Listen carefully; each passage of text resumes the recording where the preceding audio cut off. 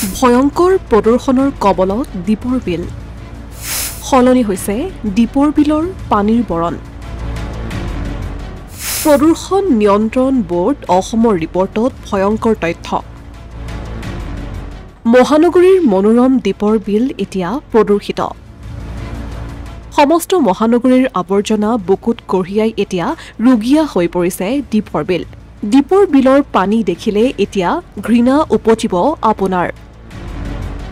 সেউজীয়া ডাঠ চামনিৰে আৱৰি পানীৰ ৰং সলনি হৈছে দীপৰ বিলৰ প্ৰথমে মন কৰক এই ফলকখনলৈ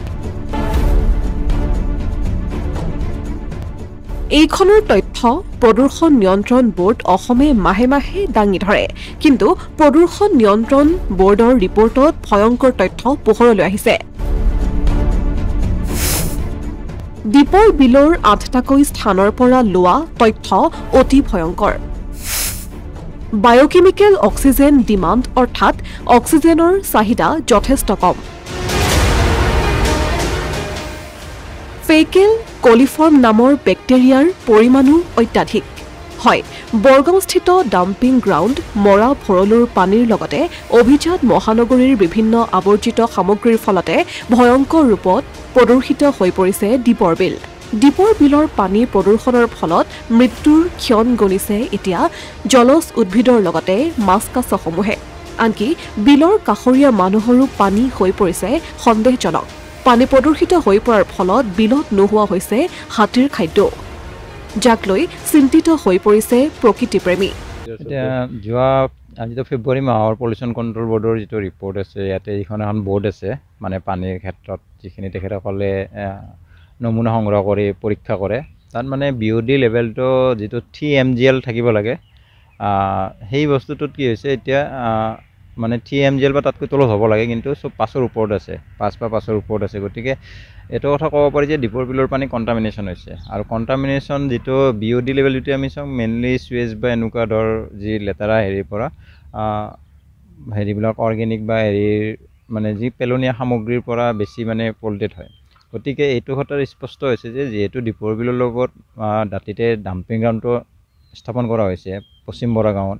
আৰু মৰা ভৰলু বশিষ্ঠ বাহিনী গোটেই তিনিটা নদী দীপৰ বিলৰ লগত ডাইৰেক্ট কানেক্ট কৰাই আছে আৰু গোটেই লেতেৰা পানীবিলাক দীপৰ বিলত পৰি আছে পৰি থকাৰ ফলত কি হৈছে যিহেতু এতিয়া শুকান বতৰ পানীৰ হেৰিটো কমি গৈছে গতিকে দীপৰ বিলৰ পানী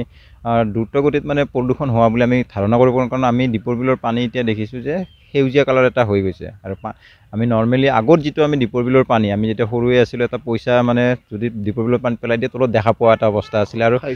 মানুহে মানে মাছমৰীয়া বা আমাৰ মানুহখিনিও বিভিন্ন কামত মানে এই পানী দীপৰ বিলৰ পানী ব্যৱহাৰ কৰিছিলে কিন্তু এতিয়া সেই ব্যৱহাৰটো বাদে দিয়ক মানে চুবাও মানে অলপ হেৰি লগা এটা অৱস্থা হৈছে আৰু একে সময়তে কি হৈছে যিখিনি জলজ উদ্ভিদ আছে দীপৰ বিলৰ আজি এইখিনি ঠাইতে মোৰ ধৰ খুব সম্ভৱ 2015-16 এখন ফটো আছে য'ত হাতীয়ে মাখান্দা খাই আছিল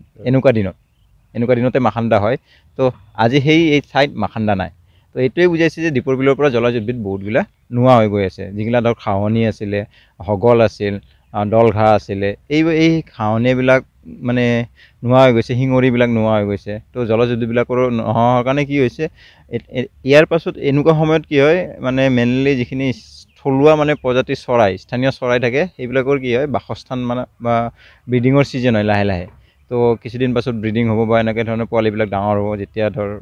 বসন্ত অহাৰ লগে লগে ইফালে দীপৰ বিলক লৈ প্ৰায় চলি আহিছে হেমাহি প্ৰতিবাৰ বিধানসভা অধিৱেশনত দীপৰ বিল সন্দৰ্ভত প্ৰশ্ন উত্থাপন হয় যদিও সেয়া খন্তেকীয়া বিলক লৈ আঁচনি প্ৰস্তুত কৰে সঁচা কিন্তু প্ৰকৃতাৰ্থত সেইবোৰ কাৰ্যকৰী হৈ নুঠে এতিয়া অসমৰ একমাত্ৰ ৰামচাৰ ছাইট দীপৰ বিলে তিলকৈ গণিছে মৃত্যুৰ ক্ষণ ডাম্পিং গ্ৰাউণ্ড আৰু মৰা ভৰলুৰ পানী শীঘ্ৰেই দূৰ নকৰিলে এদিন হয়তো অতীত হৈ পৰিব দীপৰ বিল এই ক্ষেত্ৰত অনাগত দিনত চৰকাৰে কি ব্যৱস্থা গ্ৰহণ কৰে সেয়া হ'ব লক্ষণীয় দীপৰ বিলৰ ক্ষেত্ৰত কি এটা হেমাহিৰ আমিতো আগৰ পৰাই দেখি আহিছোঁ শেহতীয়াভাৱে যদিও ধৰ এটা ক্ষেত্ৰত কিছু ধৰ দীপৰ বিল সংৰক্ষণৰ কাৰণে কিবা কিবি কৰা বুলি মানে এটা মানে বাৰম্বাৰ ধৰ শেহতীয়াভাৱে এই যোৱা বিধানসভাতো স্থানীয় বিধায়ক ৰবীন্দ্ৰনাথ কলিতাই এই বিষয়টো উত্থাপন কৰিছিলে, মানে ডাম্পিং গ্ৰাউণ্ড বা দীপৰ বিলৰ প্ৰদূষণৰ বিষয়টো মানে প্ৰতিটো বছৰতে উত্থাপন হয়, কিন্তু কাৰ্যক্ষেত্ৰত আমি আজিলৈকে দেখা নাই। কাৰণ বিধানসভাত উত্থাপন হোৱাৰ পাছত যেন বাৰম্বাৰ এই বস্তুটো দৃষ্টিগোচৰ কৰাৰ পাছতো, স্থানীয় বিধায়কে দৃষ্টিগোচৰ কৰাৰ পাছতো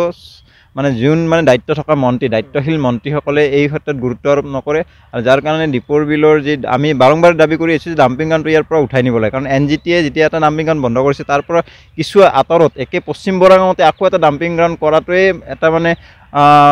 মানে এইটো বুজায় যে চৰকাৰে কেৱল ন্যায়ালয়ৰ অৰ্ডাৰটো মানাৰ কাৰণেহে ডাম্পিং গ্ৰাউণ্ডটো বন্ধ কৰিলে, কিন্তু সেই একে ঠাইতে মানে পশ্চিম বৰাগাঁৱতে